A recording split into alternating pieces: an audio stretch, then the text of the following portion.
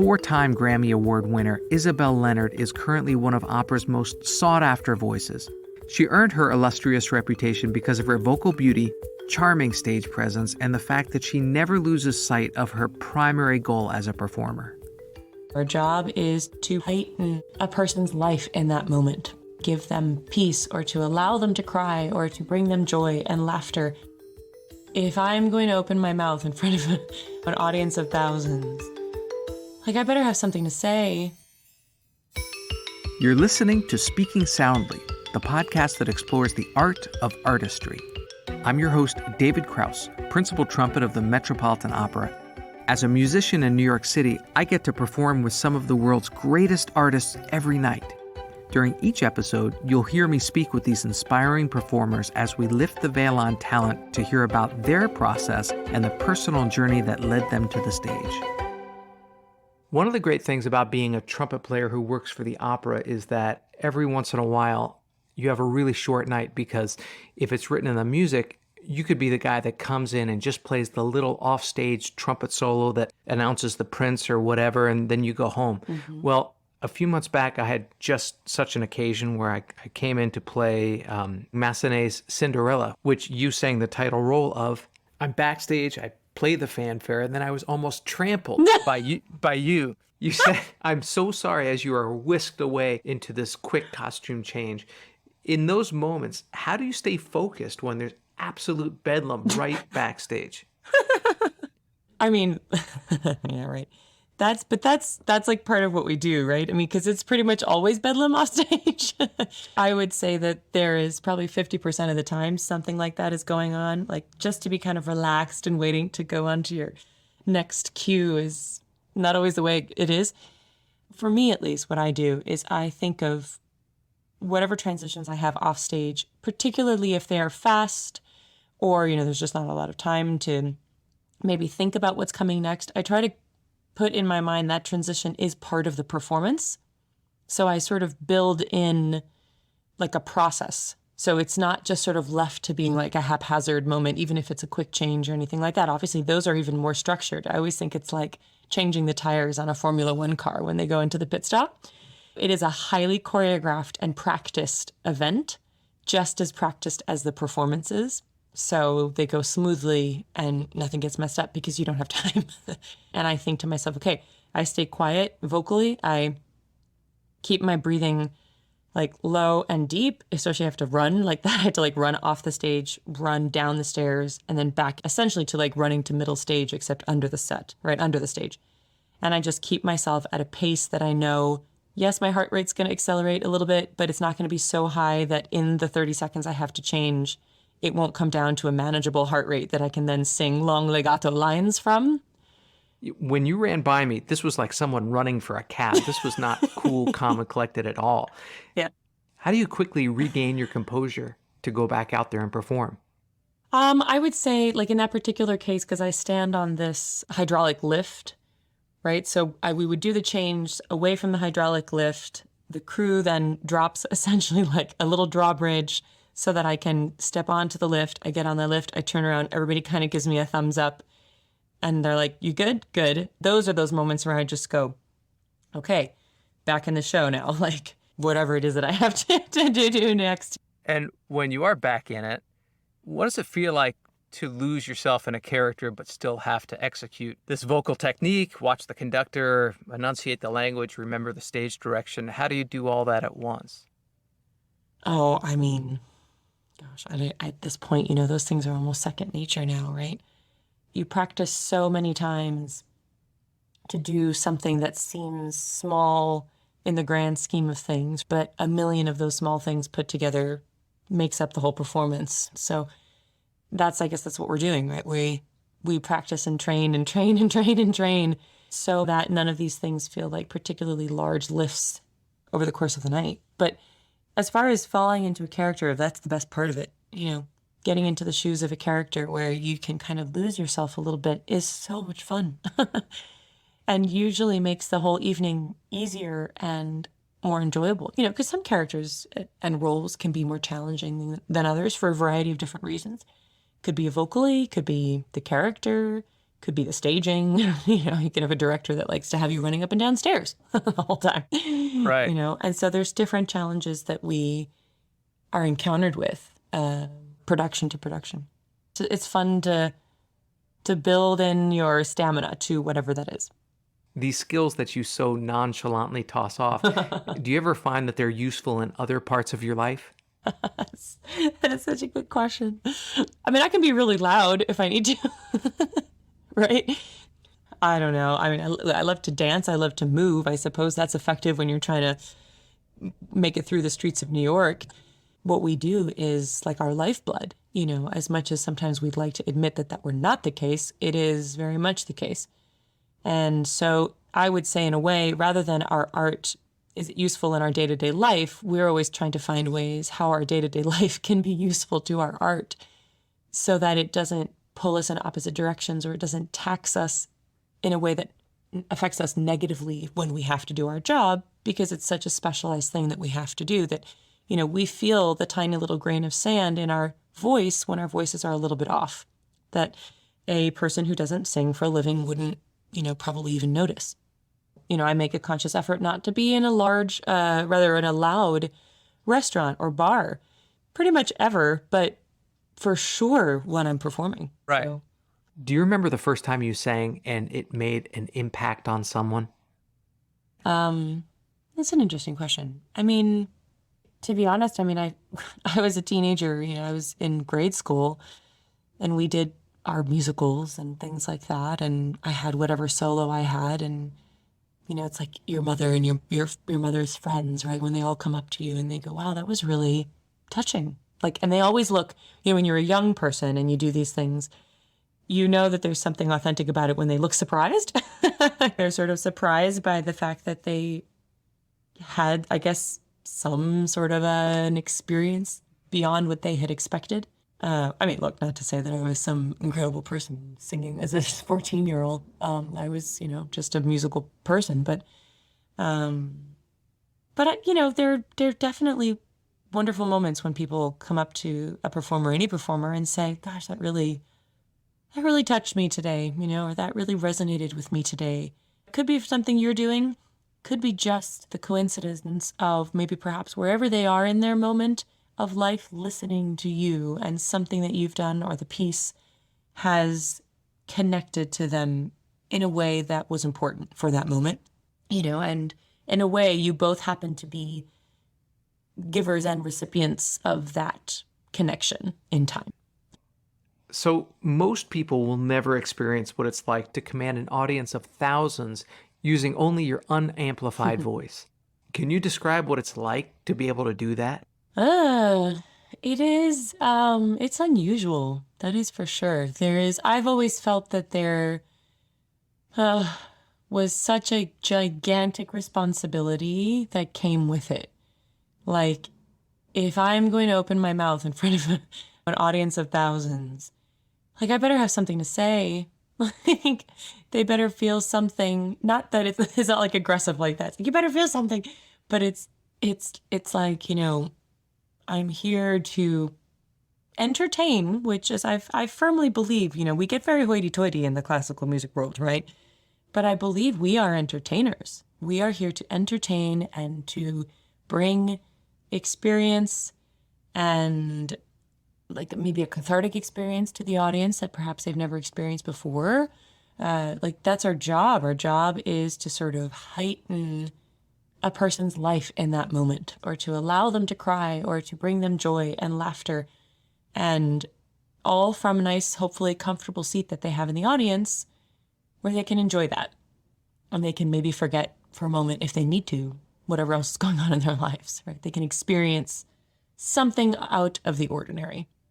So for me, performing, it should be joyous for me, because otherwise it is a long night. And hopefully be slightly different every time. Not that it has to be noticeably different from the outside, but for me, it's like a living, breathing creature. It has a life of its own, and that's what keeps it fresh. So for somebody who doesn't do that, which was actually your question, I don't know. I think that even in a smaller capacity, speaking to another person during your day is the same thing. It's just you have a smaller audience. Well, I appreciate your humility, but it's actually nothing like that. It's a lot more. I mean, you're doing it for 4,000 people. Most people get nervous giving a toast at a dinner party. Sure. For whatever reason, we feel the more people that are watching, the higher the stakes. And I understand that thought. Maybe there's validity in that. But, I guess at the same time, if you're worried about all the thousands of people there liking you, you run the risk of diluting your message because you're trying to be accepted by 4,000 people rather than being clear with your message. And there are always going to be people that don't agree, but there are going to be people that do. You can't make the people that don't like you. So you just have to kind of be happy with that and understand that, you might not be everybody's cup of tea. The singer culture is really difficult, honestly. It is fraught with this tension of being perfect all the time. And I would say that the brass players suffer a little bit of the same stress. It's funny, I dated a trumpet player all through college. So I kind of like understood the stress that the brass players had all times, right? Because you might sit there all night long, your instrument might get cold, and then you have to play this one passage and you're just like, please don't crack on the high note. Yeah, that's pretty much it. Right? And that's a lot of stress. And in a way, we basically suffer the same injustices throughout a show. We could be singing all night or we could be quiet all night and then have one note that everybody's counting on, and if that note isn't this glorious, stunning operatic note, everybody's like, eh. Where do nerves fit into your performance? Do you get nervous when you sing? Oh, yeah, for sure. For sure. For me, nerves are, for the most part, generally related to preparation. If I am feeling slightly underprepared, I will definitely be more nervous. For pieces that I know really well, less so, right? I could tell you right now, for the opening of Ariadne, I was nervous. German is not a language I've been singing for the last 16 years. And I am too good at knowing what I can do well and what I don't do well, or what I haven't been practicing. And so I know that even though this is what I do for a living and I am good at it and I know languages, I speak French and Spanish, like the Romance languages, lockdown, got it. But German is just not something I do. So I have to spend a lot more time and effort making sure that I obviously understand everything and pronounce it correctly and try to be as authentic as possible. I don't like faking it. It is not where my voice feels the most comfortable either. So for me to do a piece in German where everybody is talking in German, not to mention super fast German, it can be really nerve-wracking because I feel, even though I'm doing my job and I do understand what's going on, on stage, there are still little bits here and there where I'm like, I don't quite remember what that word means, in terms of what I'm listening to other people. And for me, I will literally sit there and be like, that's it, I'm a fraud. I should leave. I should go. Like, I should do something else. So I was really nervous during the day. I was jittery, like shaky, jittery. So I had to take some deep breaths and be like, but you're okay, Isabel. Like, you're here for a reason. Well, it was amazing. You didn't seem nervous at all. No. You seemed pretty German to me. But it's not like your job gets any easier when the role is in English. Right. Nico Muley's opera Marnie, for example. Not only is it a hugely difficult role, but you're doing it while you're being tossed from a horse and you're catapulted up in the air, being handled in slow motion while you're singing an aria. Have you ever gotten a stage direction that you were like, no, that's not going to work? I'm trying to think now. I'm one of those crazy people that, like, of course, I'm like, sure, I'll try it once. Let's see what happens. I would always say that I've always tried to say, okay, let's try and see. There's definitely been probably moments in which I've said, well, maybe could we try it this way? Does that still tell the story you're looking for, with the director? Or, this is a really uncomfortable position. Can we try something else? And I would imagine even without any of that, just standing in front of an audience can be incredibly uncomfortable, especially if you're thinking about the audience's expectations of a particular role that has been sung for centuries by the best singers on the planet. Do you ever feel judged by people's expectations and the ideal performance that they already have in their head? Unfortunately, yes, all the time. I mean, that's, again, part of this weird culture that we live in in the classical music world because I always say it's like akin to being like a Shakespearean actor. So, you're doing the same piece over and over and over again. And many people before you have done that piece over and over and over again. So it is easy to compare one person to the other because people get used to seeing one thing. It happens with athletes too, though. If you think about like the great boxers or basketball players, he's like a young blah, blah, blah, or she's like a young so-and-so, and that's exactly the same language that is used with us. Oh, she's like a young flicka here. Oh, there's a tone of blah, blah, blah there. And we all kind of want to yell, be like, I have a different thumbprint. Thanks. I'm actually all me. But at the same time, we learn by imitation. So much of our early training came from imitation in the first place. Play like your teacher, do what your teacher says, or listen to so-and-so and her legato, get inspired by all these people that did it before you. So it's sort of an inevitability. It can be frustrating sometimes, I think, especially as a more established singer, perhaps, when you're just sort of like, could you just be like, hey, look, it sounds like Isabel because it's Isabel. But I would say at this point, it doesn't bother me, and I get it probably less now than I did when I was a young singer, because I also probably am establishing more and more, as one does, a tone of their own. And that happens over time. And that's a natural progression too for the voice. What was that process like in developing your own voice? Was there a particular moment where you said like, oh, there it is. That's my voice? No, I always think like, there's some days where I go, oh, there it is. And then some day like, I don't know where it went today. It's not my voice. I don't know what's happening. It's on vacation. Like it doesn't want to warm. Like I find for me, it's healthy to kind of talk about my voice as some like other inanimate object that like has a life of its own. Because it can sometimes be incredibly frustrating. You can wake up one morning feeling great and then you go to sing and your voice is basically not cooperating. It's just like, no, actually tired and dehydrated today. So no, thanks. I don't know. I listened to a lot of Renata Tebaldi when I was growing up. I happen to just I love her singing, and I loved her singing. I don't know if I ever tried to emulate a singer, perhaps, in the way that they sang. I think for me, at least what I heard in the singers that I love listening to is musicality, the turn of a phrase, the way people use language. I mean, I also grew up listening to Frank Sinatra and to Ella Fitzgerald, who I will forever listen to first and foremost before I listen to any opera recording. Because I think the way Ella and Frank turn their phrases and say words and express themselves is absolutely, bar none, the best. And if anything, they are inspirations to me when I sing something in opera. There are a lot of different influences, and they're not all operatic. You went to the Juilliard School, which can be a very competitive atmosphere. Did that environment inspire or paralyze you? We were lucky, actually. Our particular class of incoming freshman singers, we were all quite different from one another. So at least in the beginning, we didn't feel this sort of nasty, cutthroat competition between each other, which is where it would have been had the class been different. We were pretty supportive of each other, actually, to be honest. So I remember there being a feeling of not really competition with other singers so much as like a race where everybody's running in the same direction, but it wasn't about like, is somebody better than you or not? It was just like, we're all trying to get to the end of this race quickly and see what happens.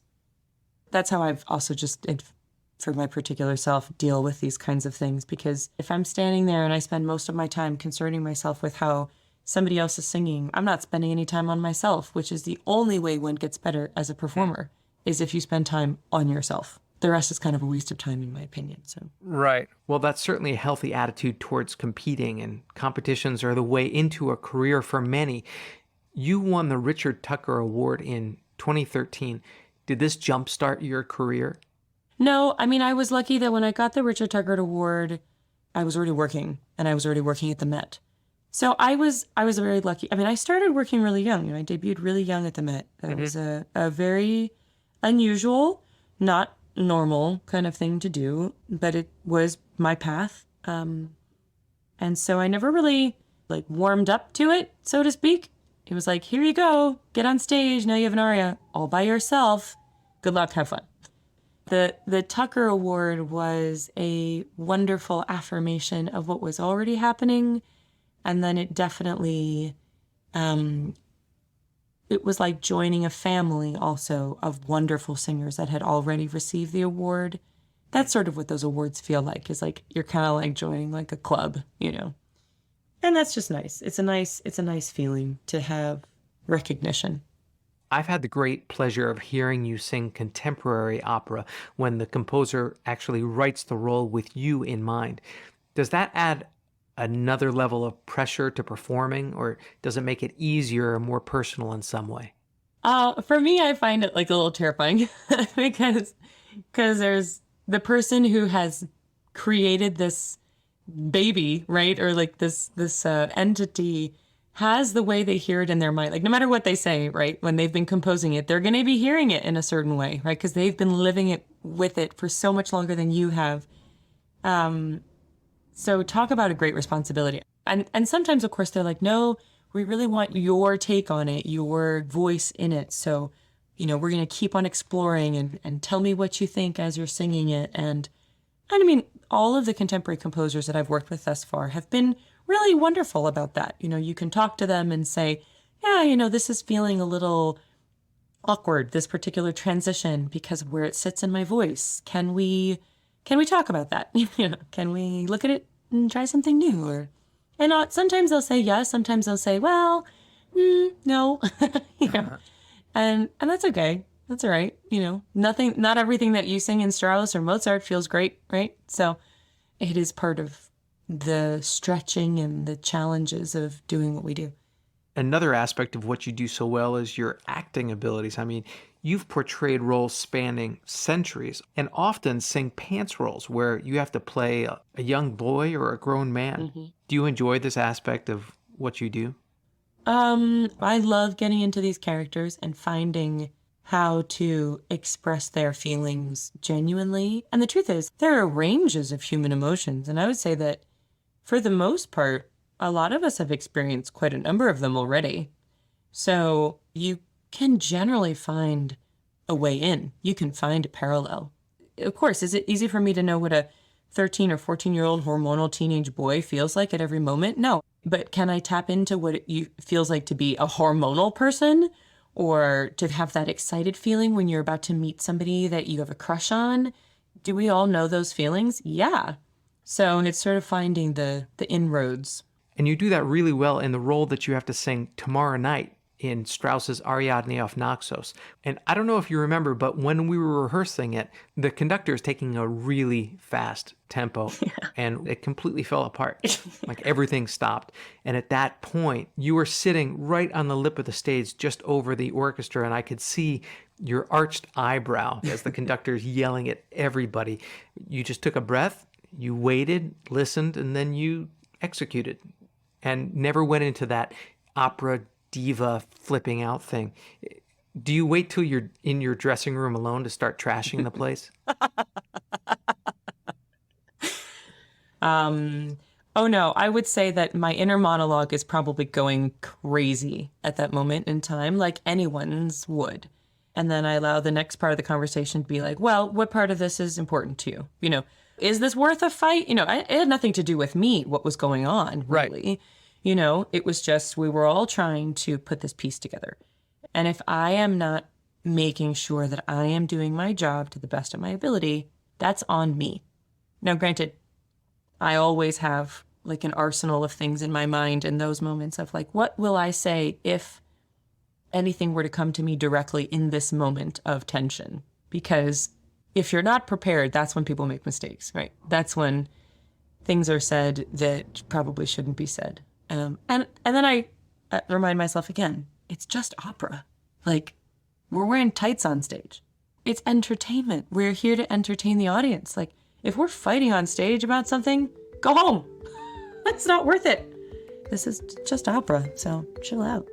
Yeah, I think I saw all of those emotions in one arched eyebrow of yours. You're thinking I'm super subtle. I hope you enjoyed this episode of Speaking Soundly. Be sure to subscribe, rate us, and leave a review wherever you get your podcasts. To keep up on future episodes, follow me on Instagram at David Krauss Trumpet and go to our website, artfulnarrativesmedia.com, for show notes, links, and information on all of our guests. Tune in next week as we hear another inspiring artist speaking soundly.